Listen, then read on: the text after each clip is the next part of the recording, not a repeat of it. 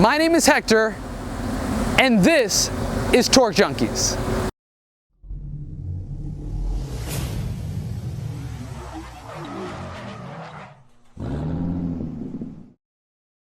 And today I'm going to be driving the Alpina B7, one of the most prestigious luxury saloons. Coming at you right now.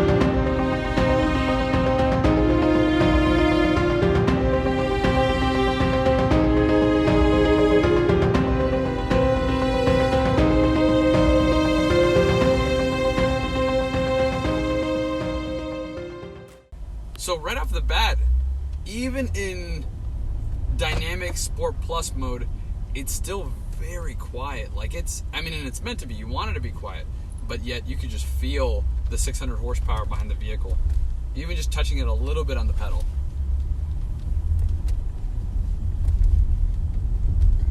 And I'm in a really bumpy road right now. I mean, it's very bumpy. However, it's handling it great. It's very quiet. And I'm surprised because these wheels are massive wheels. It's got the Pilot Super Sport Cup tires on them, and it's handling it very well. You'd think that it'd be a little louder, but I think that's just thanks to the chassis and the suspension in the Alpina. All right, so I'm pretty excited to go and hit this one because it's got 600 horsepower, 4.4 liter V8. Holy crap. Oh my god. Just like that. Oh wow. This thing, and it's so smooth and linear in the power. Jesus. That is amazing. I mean, the car weighs 4,820 pounds. But it just doesn't feel like it. With this kind of power, I mean, obviously with some of the turning you can tell a little bit, but besides that, you would never think that it was that heavy. Wow, it's handling this turn really good. This thing's amazing. It's so agile. That's really the word I'd give it, is agile. I even say that it's, a little more agile than some of the M cars that are also, not as big, but bigger vehicles. Obviously the M2 is a different kind of car, but if you consider like the M5, this feels even more nimble when driving it around. And this is at least 500 to 600 pounds heavier than that. But wow, Alpina has done an amazing job.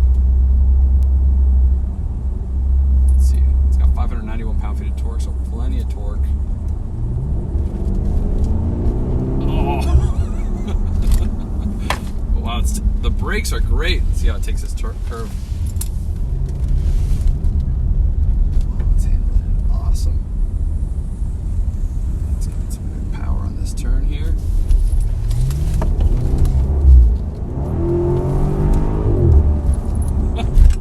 Wow, that's amazing. That's amazing. You could never get tired of that. Okay, so enough horsing around. Let's go and try it in comfort mode. Let's see how it does as a luxury saloon. All right, standard. Oh, you could already feel it automatically. So first off, you can still hear the engine. I mean, obviously it is a large engine. However, it definitely is a lot quieter. And it's just so smooth, just buttery smooth to handle. Now the road I'm on right now, it's smooth. It's not like the smoothest road, but this car makes it feel like it's the smoothest road.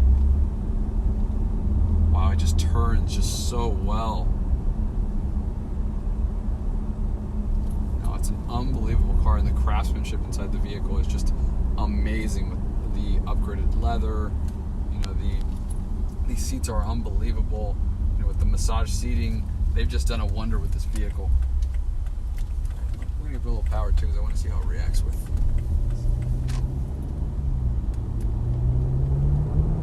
Still very linear, a lot of power, but definitely not the same as when you're in a Dynamic Plus mode. Also, another thing that's really amazing about this vehicle, being that it is a 4,800 pound vehicle, this car can still actually go 205 miles an hour. It was tested originally for 177, but then they brought it to Italy and they had a circuit over there that was 7.7 miles, and they were able to get it with the Michelin Pilot Supersport tires and get it to 205 miles an hour. So that is very impressive. I mean, you have to think about it. The Audi R8, you know, is a vehicle that can go 203 miles an hour, you know, and that's a much lighter vehicle with similar horsepower numbers to this vehicle. So that's a very impressive feat for this vehicle. Now, one thing I want to mention about the MMI system is that I like the fact that they have a lot of buttons. It's a nice aesthetic. You know, the new vehicles now have the touch screens, and they're great and everything, and they've definitely gotten a lot better. Now, however, I think that this analog feel to it is definitely a nice touch, you know, and it works very well, and I just feel that it's more likely to work than a touchscreen. I did get a chance to listen to the Bowers and Wilkins speakers, and I have to say it's definitely best in class. It just has a very expensive feel to it that you don't get as much in other vehicles like the S8, like the S-Class. And the S-Class has a very good speaker system. However, this is like just a little extra.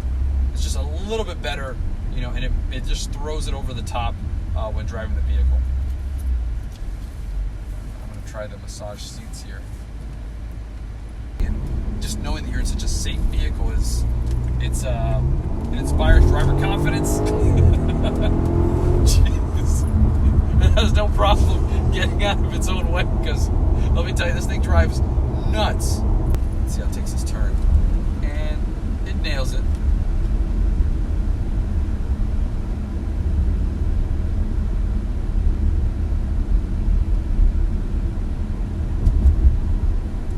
Wow. It's definitely a special car. I like the steering wheel too. It's got a nice feel to it. It has that very typical BMW, very thick steering wheel. But I love all the Alpina badging on it.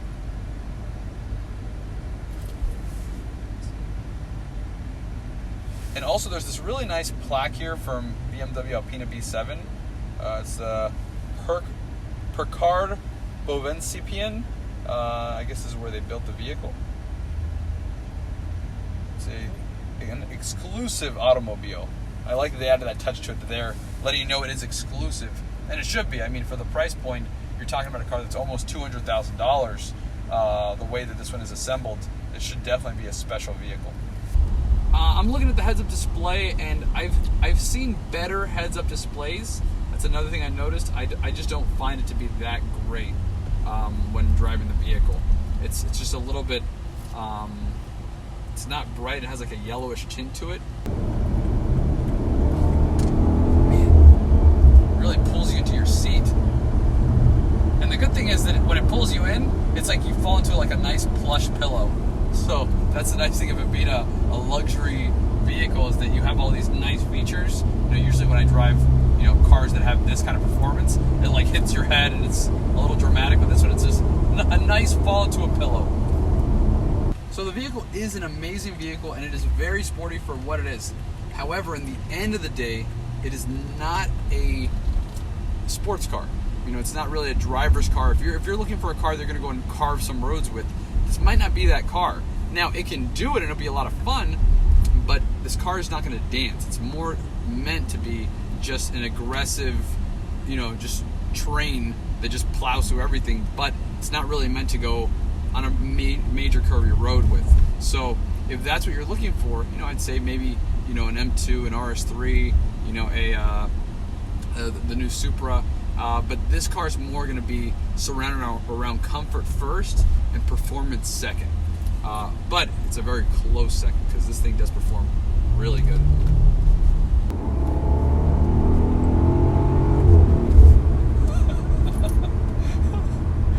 Oh, this thing's intense. You know, it's almost a shame.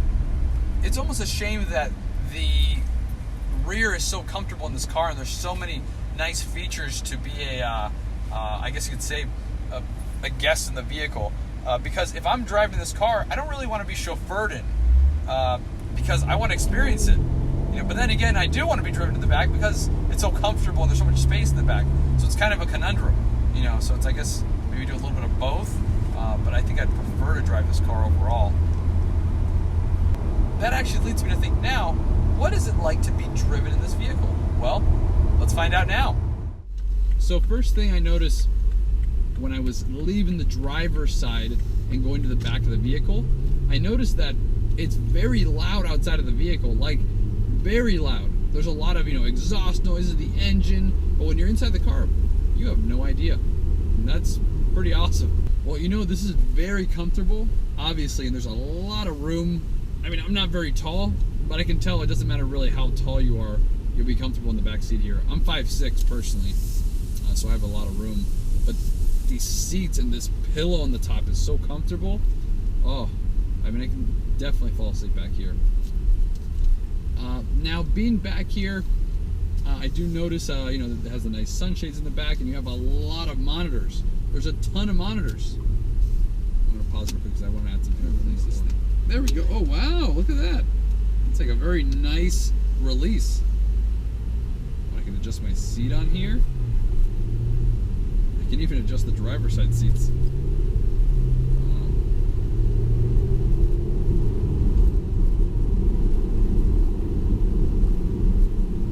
I can adjust all the seat settings. You can adjust the AC, the radio. There's a lot of stuff you can do in this car. Now, I do have to say, being back here and driving around a little bit, it's very comfortable, very comfortable.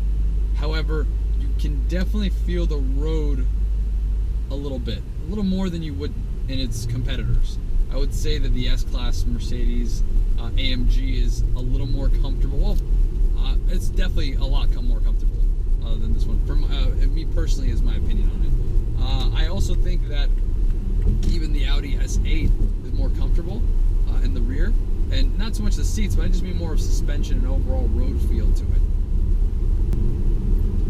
That's not to say it's a bad thing, because at the end of the day, I'd probably drive it anyways than sit in the back seat. But if you did want to sit in the back seat, I would say maybe look at another one of the other vehicles, or even maybe just a non-Alpina version, because I think that would have a softer suspension, also a little bit quieter ride. Let's see how it is with some power.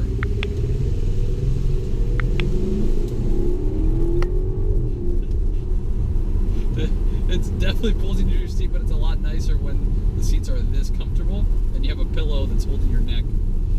The overall feel back here, though, is just very rich. It feels so exclusive. You have these side screens that keep the sun out, and it does a great job of that. You have these massive light bars on the side. The speaker system is just all metal, and it looks very expensive. You have all this luscious leather around you, and it's just a really nice environment. And to have perforated leather, also very nice. I also love the fact that you have these mirrors you can just go and look at, because if you think about it, if you're this wealthy that you can afford this vehicle, obviously, appearances is important. You also have here the Alcantara roof lining, and I have my own sunroof too. And you look at just like the little tiny details, like for example, when you go and you grab the handle, which you would need to in this car for sure, with the kind of power that's in this car.